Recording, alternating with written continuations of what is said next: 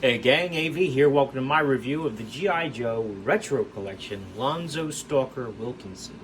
Here he is in the packaging. As you can see, he is a blister carded figure in retro style packaging. However, it's been modernized a little bit. I mean, it's not like the typical packaging was back in the day. It does have a, I believe that's a new picture there too for Stalker. I don't think that's the original artwork. But anyhow, I'm sure if I'm wrong, somebody will correct me in the comments, and that's fine. That's what we try to do here. I want to give everybody the right information. So if I ever get anything wrong, feel free to correct me in the comments. No harm done. But anyway, you can see the vast majority of his stuff there in the bubble. And on the back here, we also have the file card, which I'll read for you in a second. Cross-sell with some other figures that were also available, and all the legal stuff down there at the bottom. So that's all I got to say about the packaging. Let's have a look at the figure himself right there. But first, the file card, which if you've ever seen my videos on the retro collection, you know my feelings on these file cards, and this one is certainly no different. I'm going to read it for you just because the information on here is so minuscule. Lonzo Stalker Wilkinson. Role, Ranger. Primary specialty, Infantry. Secondary specialty, Medic, Interpreter. Birthplace, Detroit, Missouri. And over here it says, generals may win campaigns, but it's the sergeants who win the battles, mostly by yelling and kicking butt. So this is his file card, and there's like no information about the guy at all. I mean, even the write-up doesn't tell you anything about him, except for maybe the fact that he can kick butt. But it infers that. It actually doesn't reference him directly. So, I hate these retro file cards. I hate them. They're just such a waste. But anyway, before I get sidetracked here with my disgust, here's the retro file card, and here's one of the originals, so you can see what I'm talking about here. The retro ones are actually bigger than the originals, noticeably bigger. The text is a lot smaller, and yet the originals have a hell of a lot more information about the characters we're talking about. The fact that they make them multilingual is just laziness on Hasbro's part. If they made them for the different regions, not only would they be able to put more information about these characters that you're trying to introduce to a new audience, but also you'd make them more exciting to collect, because then we get to try to collect all the different variants. So they're really, I don't know what they're thinking at Hasbro sometimes. But all that aside, here he is, the retro Stalker, Sergeant Stalker. And I gotta say, this particular figure is awesome. Let's start off with his accessories first, and I'll explain why he's awesome in just a tiny little bit. So let's put that down there. Here's his figure base. He's got 2 foot pegs. It says G.I. Joe there in raised letters. Sergeant Stalker there in the front. On the back it says 2021 Hasbro copyright. So this is a brand new copyrighted figure base. He has this gun here, which doesn't fit in his hand as well as I would like. You can get his finger through the trigger guard, however, but it just feels like the gun's going to fall out of his hand, unfortunately. I think the handle might be a little too big. I don't know. Maybe it's just me. Maybe it would be better in the left hand. I didn't try it, but anyhow. Decent gun. Looks pretty cool. And he's got this gun here.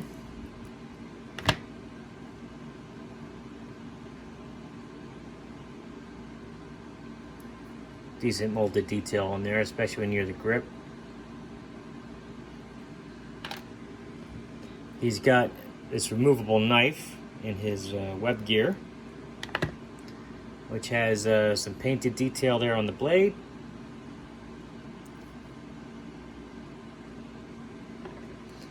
Stick that back in there, don't want to lose it. And he's also got his sidearm, which fits very snugly in that holster on his web gear.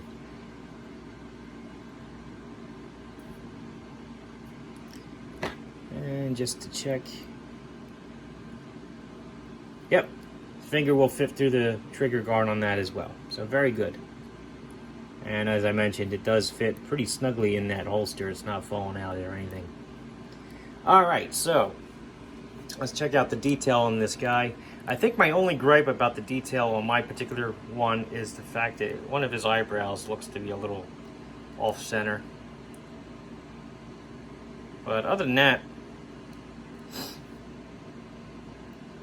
very impressed with him. I love the camo detail. The flat black web gear breaks it up nicely. Overall design of the guy is great. But what really blows me away with this guy is the articulation. So his head is on a ball joint. Can do a full 360-degree rotation. Can't really look up too much, but he can look down decent. Tilt from side to side to get some expression out of him. Arms can do a full 360. They go up about this high at the shoulder, which is excellent. There's nothing at the bicep. Elbows can bend over 90 degrees as well as flatten out. They do a full 360-degree spin. Wrists, full 360-degree spin, and they both have the up and down hinge to help him hold his weapons a little nicer. He's got a decent diaphragm joint, which gets a good range of motion up there, not hindered by his web gear at all. Legs can go up about that high. They can go out as well. He can do the splits about like this. They don't go back that much though, that's the only thing. He has an upper thigh cut, which is something you don't usually see on Joe's. So you can spin his leg all the way around up there at the thigh. He's got double jointed knees. Get his heel back about that far. He has a cut at the top of the boot, so you can spin the whole boot all the way around. You can point his toes down all the way. Point his toes up a decent amount. And he has the rocker joint here. So his legs especially have outstanding articulation. The sculpt is really nice on him. I like the paint work. Weapons are cool. It's a great figure. Great figure. Let's do some size comparison now. Here he is next to a vintage G.I. Joe figure. As you can see, he's noticeably taller. A vintage collection Luke Skywalker figure. Boss Fight Studio blank. Marvel Universe Captain America. And last but not least, Master Chief. I said it before, I'll say it again. He's a great figure. I do highly recommend the Retro Collection Stalker. I think his weapons are cool. I love his paint work. I love the articulation on the guy. He looks great. 2 thumbs up. If you like this video, check out my channel where I review a whole bunch of other 1/18 scale figures, vehicles, and accessories. If you like what you see there, then please subscribe. And as always, thanks for watching.